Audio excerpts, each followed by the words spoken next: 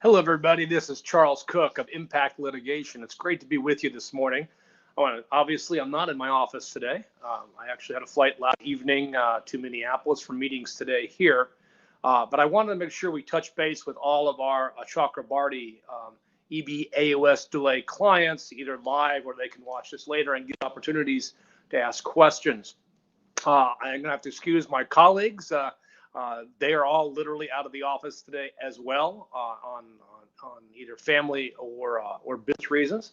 But I do want to talk about this because it's really, really important to just tell you what happened yesterday, what happened 2 days ago, where we are now, and where we are going. This broadcast will only be about EB AOS delays. There's nothing about this broadcast that's going to talk about any other case here. In fact, I'm going to put up a little screen here so everybody know exactly what we're talking about as they tune in here. So this is today's topic. This is all we're talking about. There will be a later broadcast at noon Eastern on the lottery cases. All right, so let's talk about the Judge Missette's ruling, which came down on Thursday afternoon.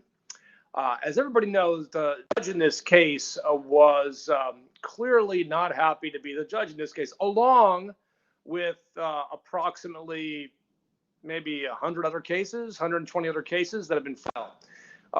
So let's talk about why did we file in Maryland to start with. I think it's really important to talk about that. The Immigration Service is now located in Maryland. They moved there in December. And starting in December, in cases that we were suing, all of us were suing, all lawyers around the country were suing the Immigration Service in Washington, D.C., especially on these large litigation cases. The U.S. attorney there had been moving to change the venue to Maryland because USCIS is not in D.C. anymore, and all policy decisions are made in Maryland. And you can also sue the agency where it's located, and you can also sue where you have plaintiffs. So we had 4 plaintiffs in Maryland. And I think there's 4 plaintiffs in Maryland. And of course, USCIS is located there. And there actually was some really good law on the record for the kind of thing we were trying to do here. We had some good law on the record. So we thought that would be the best option, because what we didn't want to face is what we ended up facing, which is a change of venue motion to delay the litigation of the case. You all know we filed the litigation in mid-August, and a week or so later, we had filed a preliminary injunction. The government responded timely on the 3rd. And at that point, the judge had talked to Jeff, and we talked about this in one of our videos previously, randomly called him saying, look, I'm trying to get a hold of the Immigration Service General Counsel. Now, I've never had a judge first call any party randomly. That's an ex-party communication. It's highly inappropriate. Next, the judge then called the USCIS, or he called the U.S. attorney, and he had arranged a hearing for every single case against USCIS, and there was lots of them, of lots of different varieties, that were pending in Maryland. And he basically conducted a hearing in which he didn't allow any cross-examination of the witnesses who were unsworn. Again, one of the most bizarre probably the most bizarre hearing I've ever been a part of in my 33 years as a lawyer. And he basically let the government say what they wanted to say and didn't let anybody else talk. And it's quite clear that he based his decision not of the motion that we had filed. We were the first filed motion, preliminary injunction. We made it clear how urgent it was. We made it clear we had that decision by the end of the month. Instead, he invited the government to change venue on the case, and he said he would grant it. And the problem is, even though fully briefed a week before his decision, he waited a week until the next to last day. Now, we couldn't file anywhere else until the judge had made a decision. So he made a decision. So Thursday night, we decide that we're going to begin filing individuals. What the decision of the judge meant is that 196, because there were 196 plaintiffs, cases were sent around the country, and he attached a list. And the list included wherever the state and city everybody lived in, and the office where their case was pending, presumably where USCIS told them it was pending. And then he put in the district court that was over that. Now, he made a couple mistakes. He made one massive mistake. He thought the National Benefits Center was in Kansas, when in fact it's in Missouri. And so he sent the case to the District of Kansas instead of District of Missouri. But here's the thing on change of venues, when a court changes venue. So they issue the order. That case is then electronically sent to the new district, but the new district has to open up a case. And that does not happen automatically, and it does not happen instantaneously, and it clearly did not happen overnight. Early Thursday morning, late Thursday evening, as lawyers get electronic notifications. Got an electronic notification that the Georgia court, one plaintiff in Georgia, one of our plaintiffs, Georgia court, they'd opened the case. It was the first one open. I live in Georgia. This is great, right? So I can go to court. Shortly thereafter, a few minutes later, the Middle District of Florida opened up. That's great because we're right next to Florida. We have a colleague there that will help us. So Thursday night and Friday morning, we finalized a TRO. Now, this temporary restraining order was filed under what's called the All Writs Act. Now, the All Writs Act is basically a jurisdiction-saving mechanism.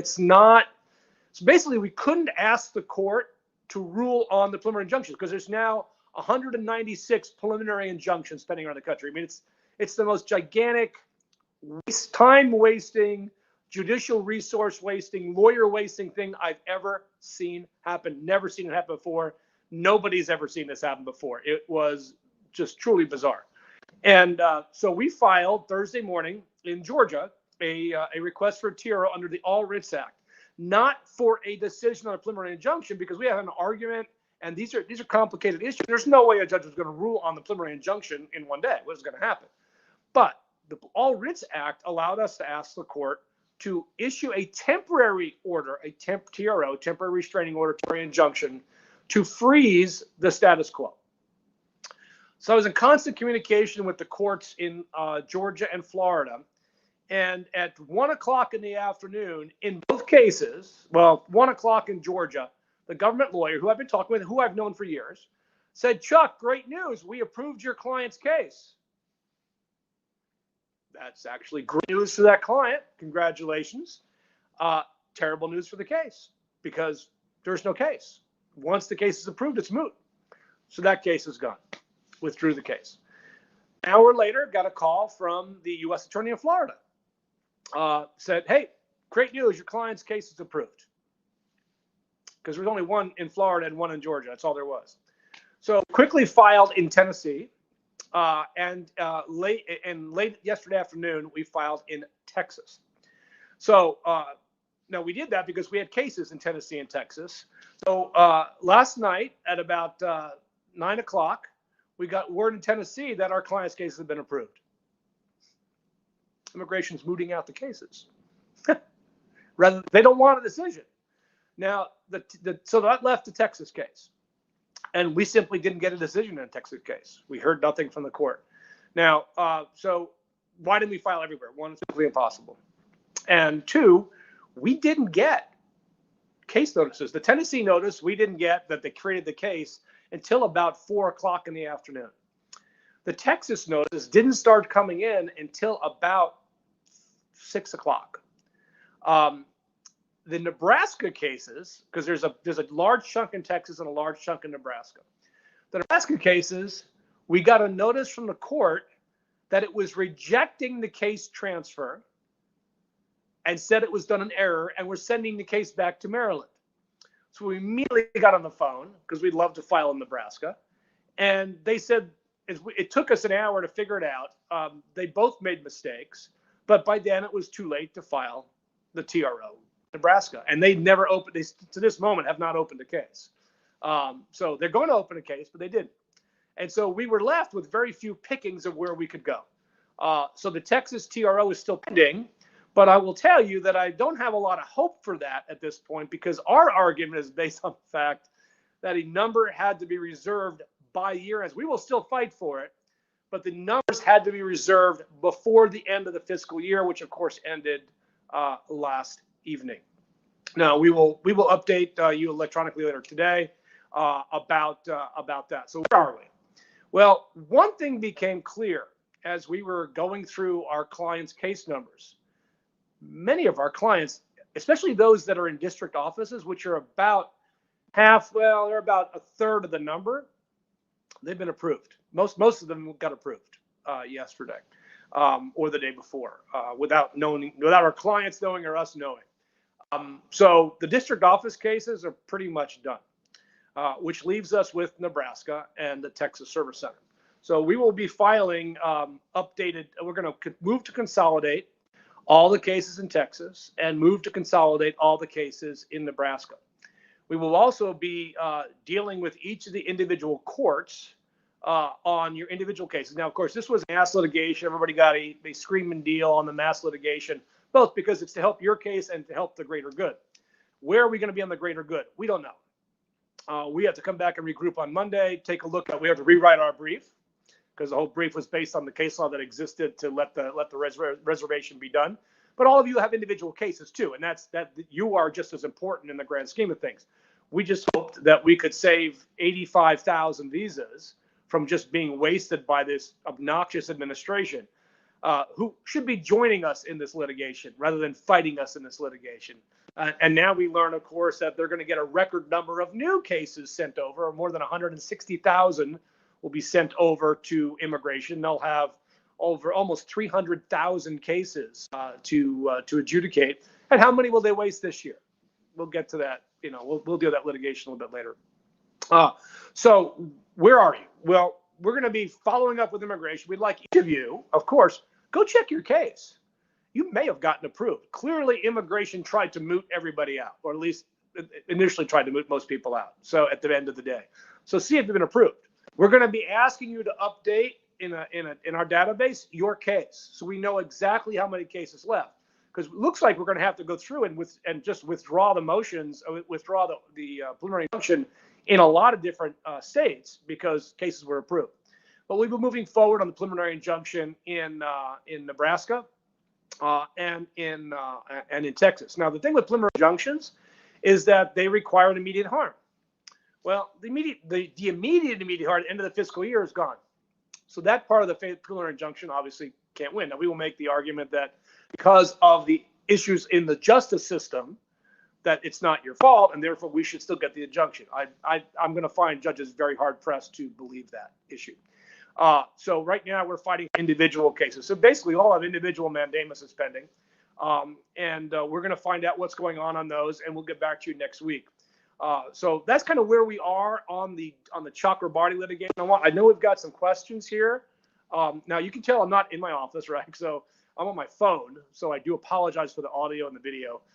And hopefully I don't screw anything up as I scroll through the questions. The first question was Avinash Datla. Did we file a TRO in Nebraska before October 1st? And how can we know if each plaintiff's case is transferred to respective courts based on where the case is currently under processing? So if your case is at Nebraska, and I think we will send around to plaintiffs by email the list of where you are. We'll try to get that done today. But a big chunk in Nebraska, a big chunk in Texas.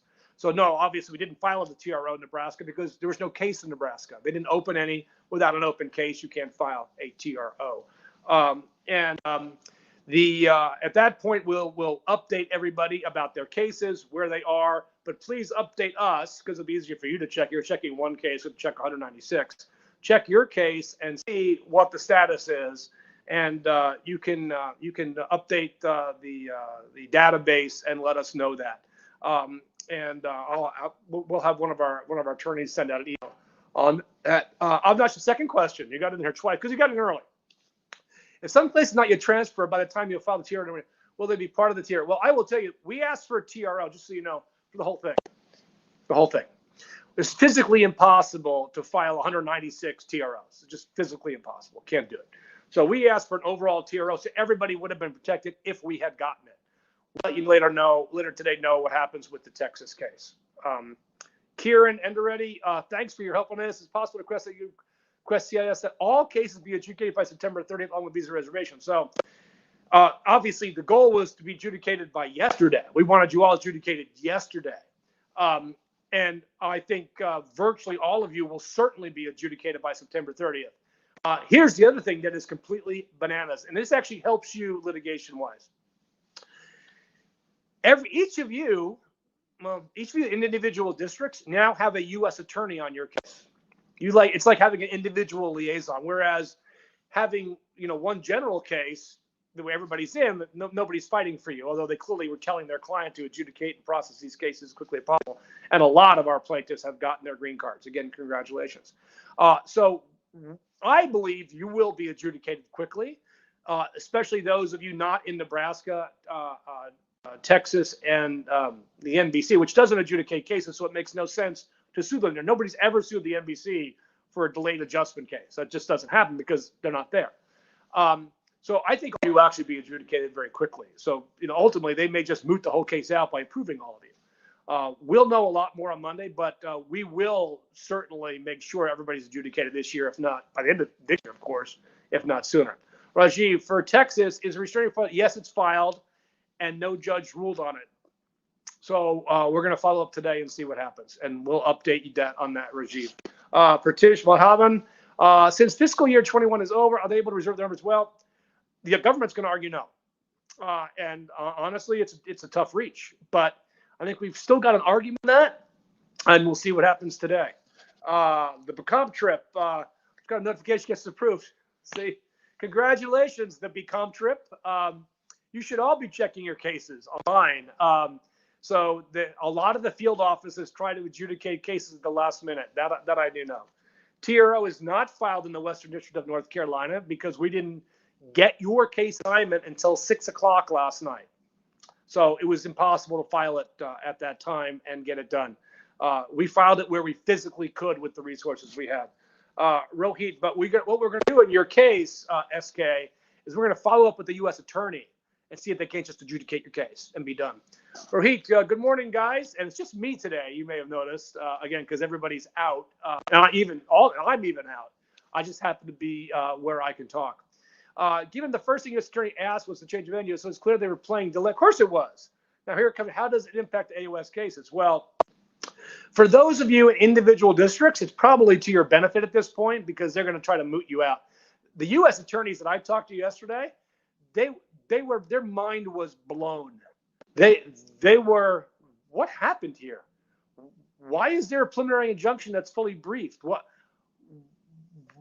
And that's why the U.S. attorneys that I worked with just went and got the cases approved because they don't want to deal with this. U.S. attorneys in local offices do not want to deal with a massive preliminary injunction. So for you, it actually helps. Rajiv Gupta, is Chakrabarti lawsuit about preserving? It's about the plaintiffs and the preservation, as we've talked about from the beginning. Right now, it's about you individually because you all have individual mandamus cases now. So now it's about you. If we can swing the reservation at this point, great. But now it's about you. Sonny made it. Will the Maryland judge have a consequence for this? Well, the good news is, there is a concern that it's precedent setting in Maryland, but it is it's truly a terrible decision. But here's the thing: you can't appeal a change of venue motion. It's unappealable. Now, I don't know if he's going to publish this decision. I don't think so. It truly is a terrible decision in that regard.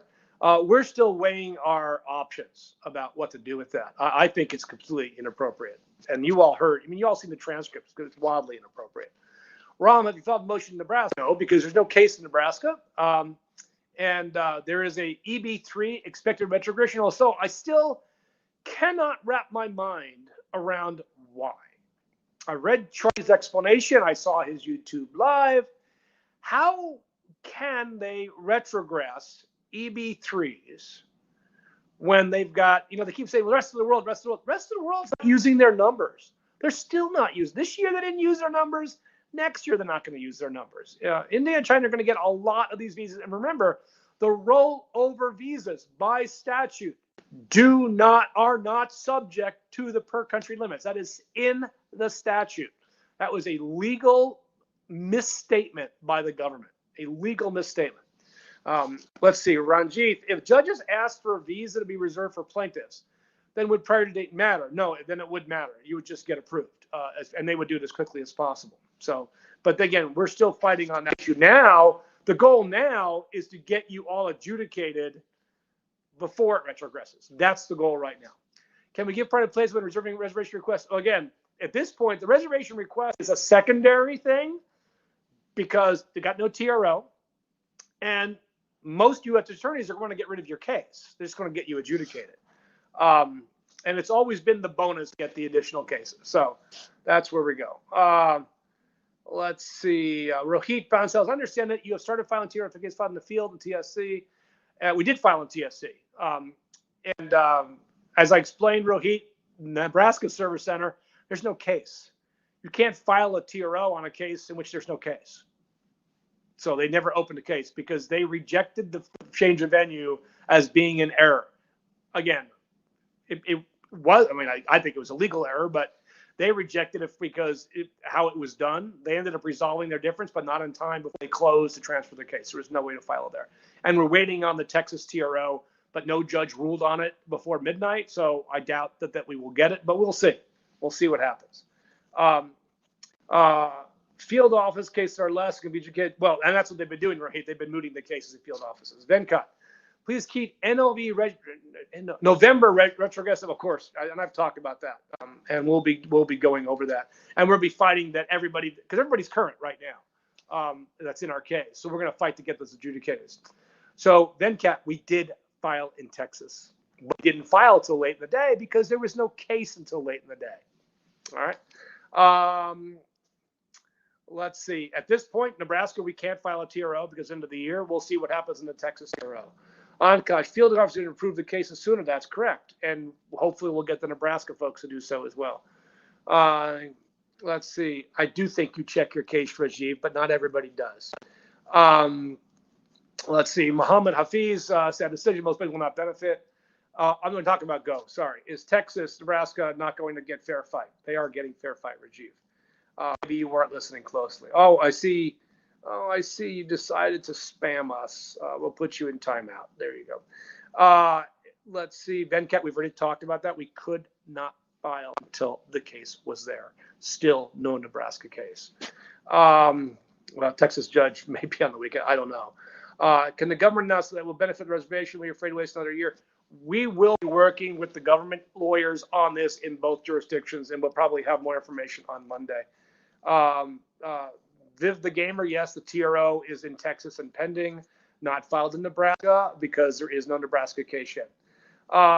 Let's see. Individual lawsuit, help to prior date. Can adjudication happen without? No, the date has to be current for any adjudication. We all know that. That has to be current.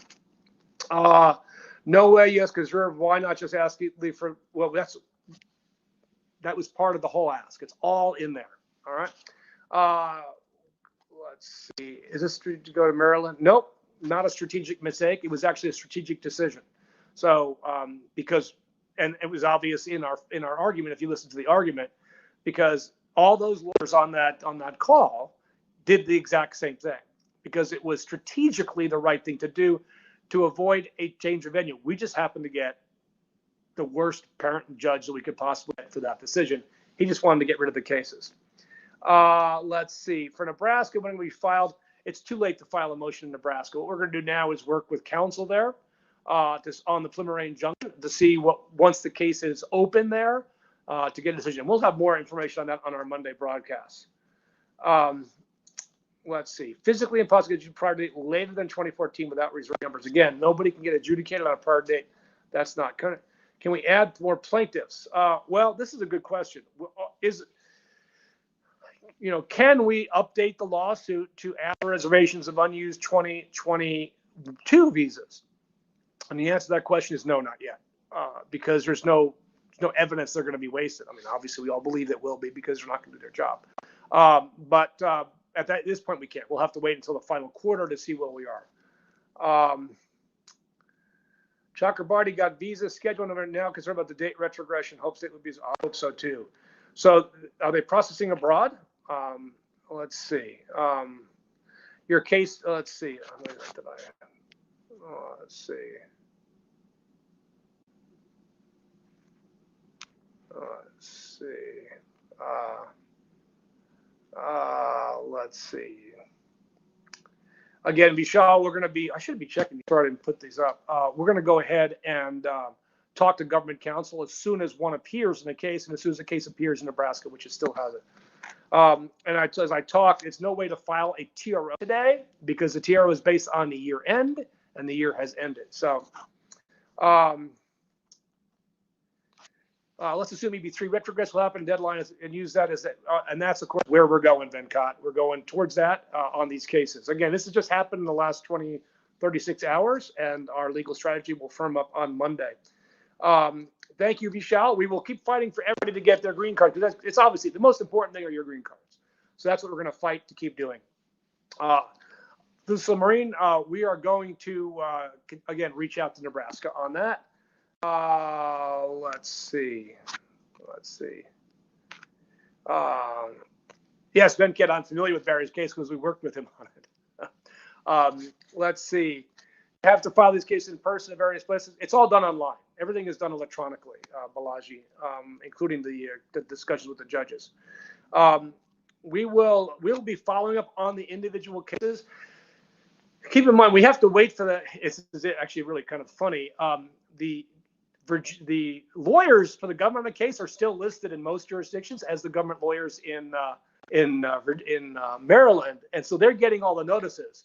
So each of the cases, the new U.S. attorney has to enter their appearance, and then we will follow up. It won't all be today. It'll likely be on Monday. Should the court just open the TRO and need to order case in order for the government to moot the case? The government can moot the cases just by approving them. All right. So far, everybody's that we've filed for have been mooted by the government. We will see what happens in the current Texas case. So, pal, you cannot get adjudicated if the priority date is not current. On the case.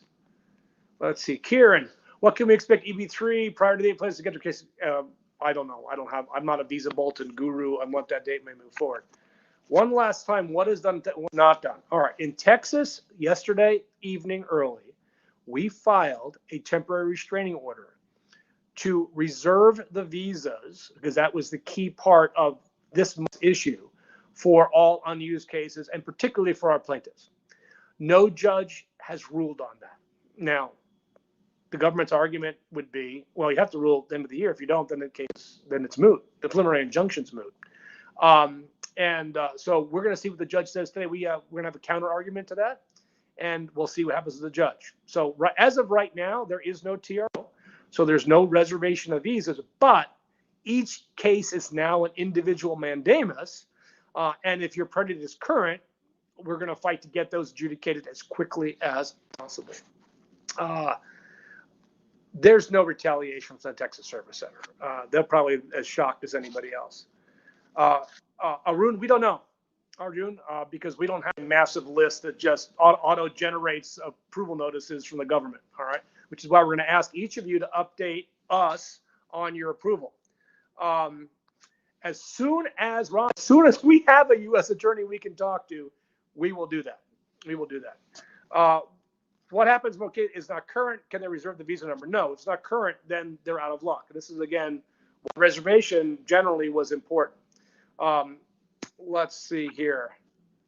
If the TRO is rejected in Texas, then there is no reservation of numbers. Then each case is an individual mandamus case.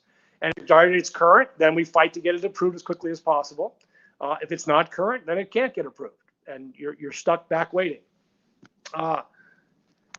If your case is in the Texas Service Center, then the case is already filed in Texas, is where it is. All right, let's see. My downgrade still pending, but PD is current. Well, and each individual case will be different like that. Partition, thank you for saying that, because we worked our asses off, just so that you know. We worked our asses off to try to get this thing done by the judge. Nebraska folks, well, the TRO in Texas is a universal TRO. We're asking reservation for all plaintiffs around the country and all numbers. So that's what we're asking for there. Thank you. We appreciate that. We are not currently adding any plaintiffs. We're going to be talking about this next on Monday night after we talk to my colleagues. Let's see. Thank you, Hosseini. I appreciate that. We had over 1 week. What is this? We had over 1 week before the judge took. We weren't ready. That's what it appears like. Oh, Ershad, your practice of law must be amazing. That's really one of the stupidest comments I've seen, because we can't file a TRO anywhere else without actually something being in place. and we filed in each jurisdiction as soon as they open the case. So you can apologize now if you want, or we can kick you off the case, because obviously you don't want us representing you if you think that. So what happens in my application currently, you're still pending. Nothing about your individual cases has changed if they're not yet approved, except now we will be dealing with the U.S. attorneys in those locations. Venkat, thank you, Venkat. We will be fighting for everybody till the end. Thank you, Sonny. I appreciate it. We're going to end the podcast there. I appreciate each of you. We will be in touch by email. And if you would, again, please update us on your cases, because we're not getting updated by anybody. We have to go individually and do that. And that'll give us the information that we need in order to follow up on the right number of cases. So there you go. If you have anything else, we'll be back on Monday night at 6 o'clock with Impact Litigation. And we'll talk to you guys then. Bye-bye.